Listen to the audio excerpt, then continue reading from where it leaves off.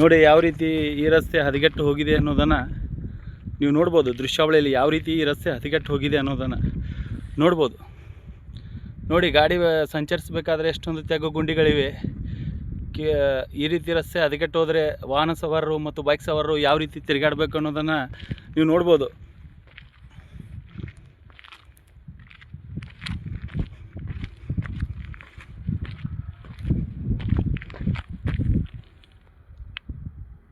ಒಮ್ಮೊಮ್ಮೆ ಚಲೋನೇ ಇರ್ತಲ್ಲ ಮತ್ತು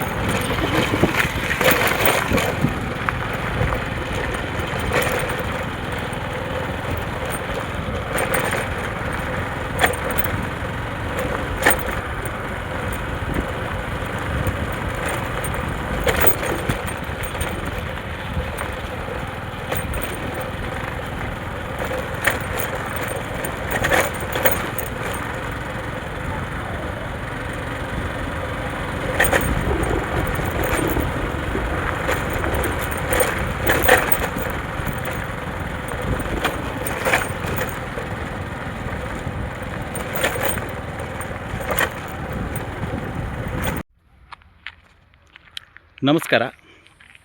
ಬೆಳಗಾವಿ ಜಿಲ್ಲೆ ಅಥಣಿ ತಾಲೂಕಿನ ಯಲ್ಲಡಗಿ ಗ್ರಾಮದಿಂದ ಅಡಹಟ್ಟಿ ಗ್ರಾಮಕ್ಕೆ ಹೋಗಬೇಕಾದ 4 ಕಿಲೋಮೀಟರ್ ರಸ್ತೆ ಇದು ಯಾವ ರೀತಿ ರಸ್ತೆ ಇದೆ ಅನ್ನೋದನ್ನು ನೋಡ್ಬೋದು. ಇದು ನೋಡಿ ಯಾವ ರೀತಿ ತೆಂಗು ಗುಂಡಿಗಳಿವೆ ಅಂತ ನೋಡಿ. ಇದು ನೋಡಿ ರಸ್ತೆ ಈ ಥರ ಕಿತ್ತೋಗಿದೆ. ಇಷ್ಟು ಬೇಗ ರಸ್ತೆ ಕಿತ್ತೋದ್ರು ಮತ್ತು ಈ ರಸ್ತೆ ಮಾಡಬೇಕಾದ್ರೆ ಗಮನಕ್ಕೆ ತಂದರೂ ರಸ್ತೆ ಮಾಡ್ತಿಲ್ಲ. ಇದು ನೋಡಿ ಯಾವ ರೀತಿ ತೆಗ್ಗಿದೆ ಅನ್ನೋದನ್ನು.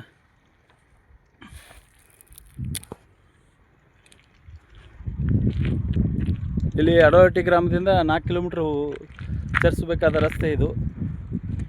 ರಸ್ತೆ ಯಾರ ಗಮನಕ್ಕೆ ತಂದರೂ, ಇಲ್ಲಿ ರಸ್ತೆ ಮಾಡಬೇಕಂತ ಗಮನಕ್ಕೆ ತಂದ್ರೂ ಇಲ್ಲಿನ ಸಂಬಂಧಪಟ್ಟವರು ಈ ರಸ್ತೆ ಮಾಡ್ತಾ ಇಲ್ಲ. ನಮಸ್ಕಾರ ರೀ. ನಾನು ಅಡಹಟ್ಟಿ ಗ್ರಾಮದ ಭೀಮು ಕೇರಿ ಅಂತ ಹೇಳಿ ಮಾತಾಡೋದು.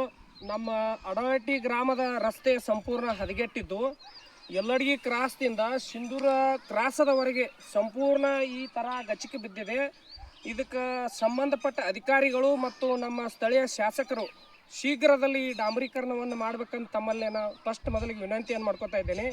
ಇದರಿಂದ ಇಲ್ಲಿ ಒಂದು ದಿನ ಬಿಟ್ಟು ಒಂದು ದಿನ ಆಕ್ಸಿಡೆಂಟ್ ಆಗ್ತಾ ಇದ್ದಾವೆ ಮತ್ತು ಬಸ್ಸು ಎರಡೂ ಬದಿ ಕಂಟಿ ಬರೋದ್ರಿಂದ ಬಸ್ಸಿನವರು ದಿನಾಲೂ ಹೇಳ್ತಾ ಇದ್ದಾರೆ, ಕಂಟಿ ಕಡಿಸ್ರಿ, ನಮಗೆ ಸಮಸ್ಯೆ ಆಗ್ತಾ ಇದೆ ಅಂತ.